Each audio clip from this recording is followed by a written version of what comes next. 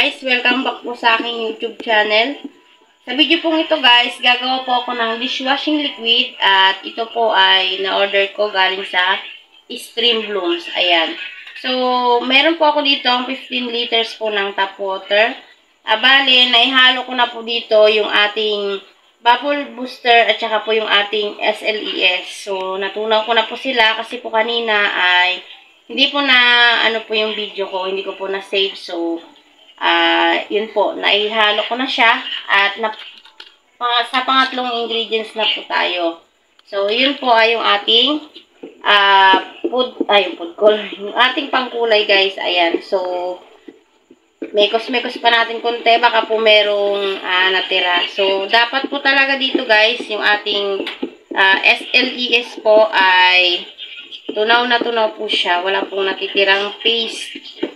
So, makakapa naman po yun sa dulot po nitong ating panghalo pag meron pa pong mga malalagkit-lagkit sa ilalim. Ibig sabihin po ay hindi pa po siya natutunaw. So, sa puntong ito guys, lalagay na po natin yung ating coloring. Yan. So, bali green po ito dahil ang flavor po natin ay calamansi.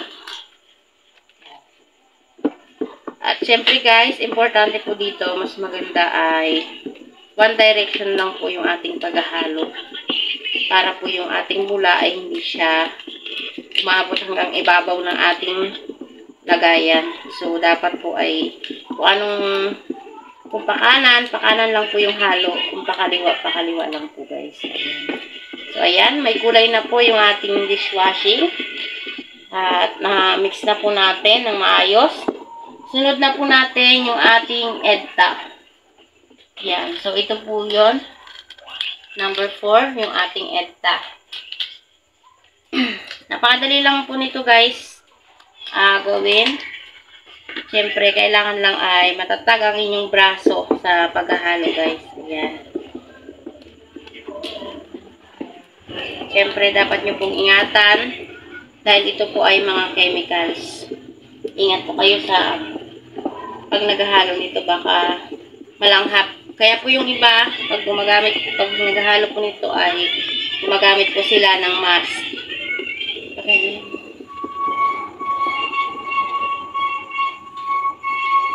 Sunod po natin, number 5 ay yung ating antibac. Yan, may antibac din po yung ating dishwashing.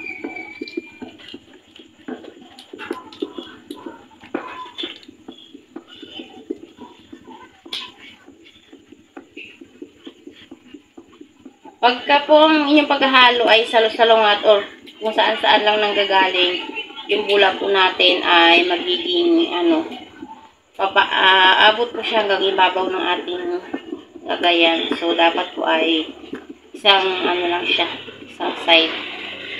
Pagkatapos po ng ating antibac, isusunod na po natin yung ating sodium chloride. So, ito po yun.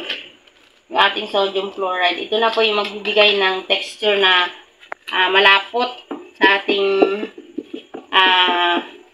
dishwashing mixture. Ayan. So, habang nilalagay natin, yung ating isang kamay ay dapat naghahalo. Ayan. At dito po, habang kayo po ang naghahalo nito, habang nilalagay nyo po siya, ay lalo na siyang bumibigat. Ayan po. Kita nyo po, parang mahirap na po siyang haluin kasi ay mabigat na siya guys. Mahirap na yung isang kamay panghalo. Ayan. So, tunawin lang natin guys maigi. At susunod na po natin yung kasunod. Ayan. Kailangan malalaki ang braso mo dito guys. So, sunod na po natin sa ating sodium chloride ay yung ating scent po. Number 7. So, ito po yung ating scent or yung pampabango po natin sa ating dishwashing. Diba? Yan.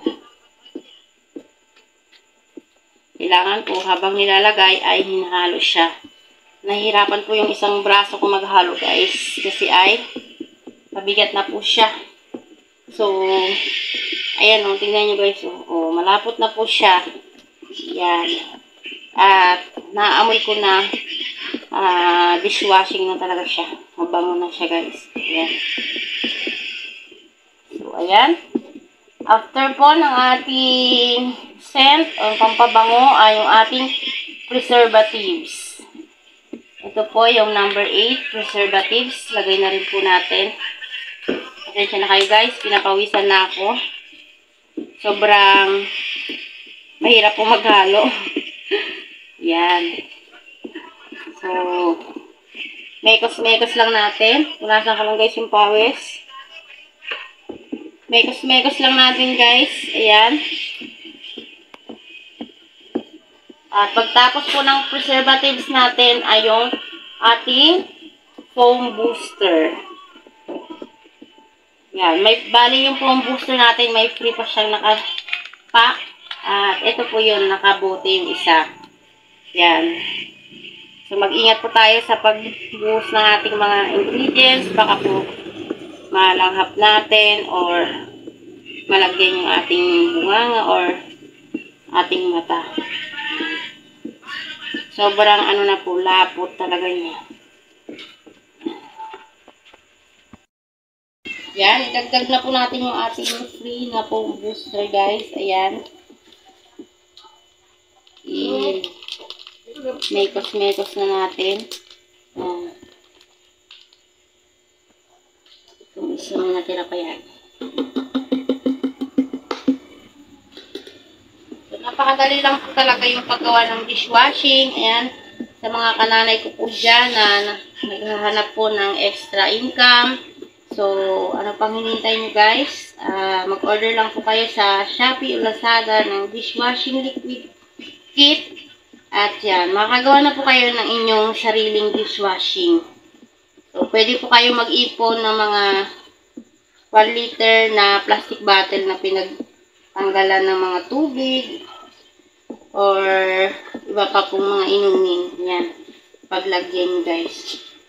Or pwede rin po kayong bumili. May na-order din po sa Lazada at Shopee. Or baka sa inyong mga pamilihang bayan. Meron din yan guys. Ayan. At syempre, kung gusto nyo po na sumikat yung inyong sariling produkto, magpa-print po kayo ng pangalan at syempre lagyan nyo po ng contact number para po malaman na kayo yung gumawa. At syempre, makapag-order po sila sa inyo. Ayan. So, yan. Namekos na po natin ng maayos, guys. Next na po natin, yung ating last, ay yung ating 500 ml po na degreaser. So, ito na po yung pinaka-last po natin na ilalagay po sa ating dishwashing.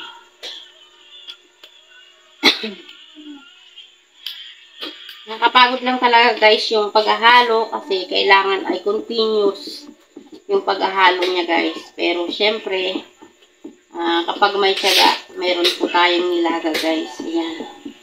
So, tiyaga-tiyaga lang po tayo sa pagmimekos-mekos, diba?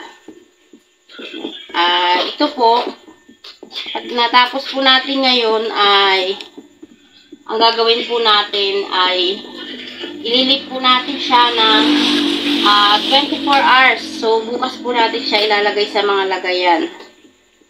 Bukas na po natin siya isasalin.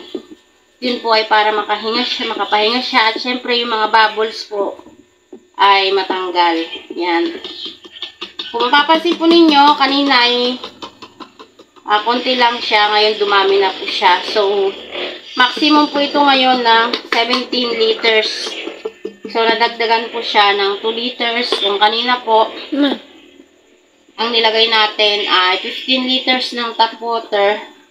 So, ang magiging lalabasan po nito ay, ayan po, 17 liters po siya.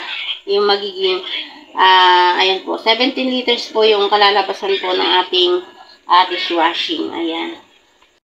Talagang sipagan lang po natin at sa isang linggo po, pag halimbawa makagawa po tayo ng 3 ganito, so marami na po yung ating mabibentang dishwashing. At syempre po, kailangan matuto rin po tayo mag-promote ng ating produkto. So, post po tayo sa ating social media account, send po tayo ng mga details ng ating pinapa-order na product sa sa mga messenger. At syempre guys, importante dapat po mayroong picture. Kasi syempre, alam niyo naman, yung ating mga customer, madalas po ay to see is to believe po sila. At umaari, syempre pag unang beses pa lang po tayo nagtitinda, mas gusto po nila meron tayong palibre sana na patry para malaman po nila kung gaano kagaling yung ating tinda. So, ayan.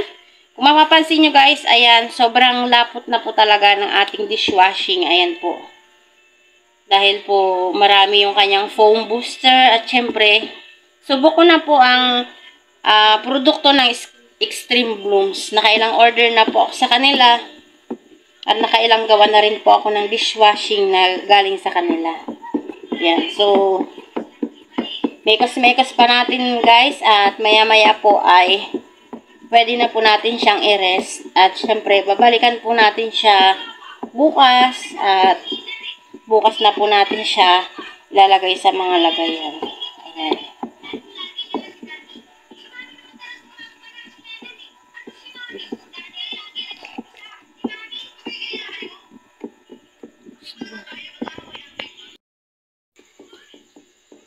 So, yan guys. Konting mekos-mekos na lang po tayo. Tapos na po yung ating dishwashing liquid. Ayan.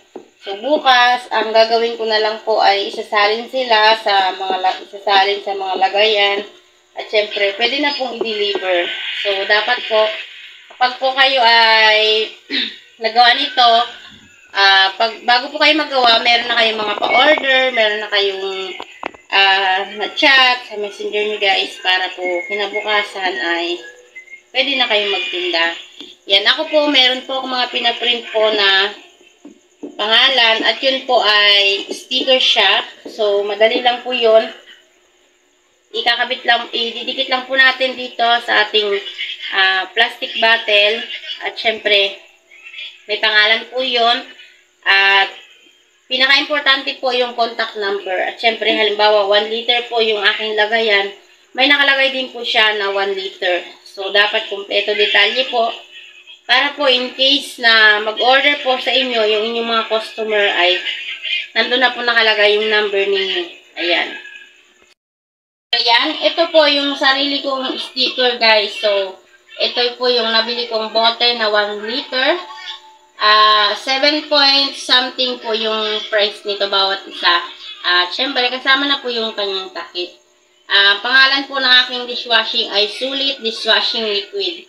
So, ayan po, naka-specify siya. 1 liter po siya. At syempre, may nakalagay for inquiries. Andyan po yung aking cellphone number. So, para po, madali po akong makontak ng aking customer in case po na o-order po sila. At syempre, yung aking presyo po, bawat 1 liter po ay 50 pesos. Ayan. So, kung marami po tayong magagawa nito at mapa-order sa loob ng 1 linggo, mas marami po yung kita natin. So, magbabase po yung kikitain natin sa kung gaano po kadami yung kaya nating i-produce bawat linggo. Ayan. So, ayan. Tapos na yung ating pagmimekos-mekos, guys. Hanggang dito na lang po. At maraming salamat po sa patuloy na pagsuporta nyo po sa aking YouTube channel. At syempre po, sa mga hindi pa po nakapag-subscribe, please subscribe na po kayo. At don't forget to hit the bell button po para po updated po kayo sa mga susunod pang video. Salamat po!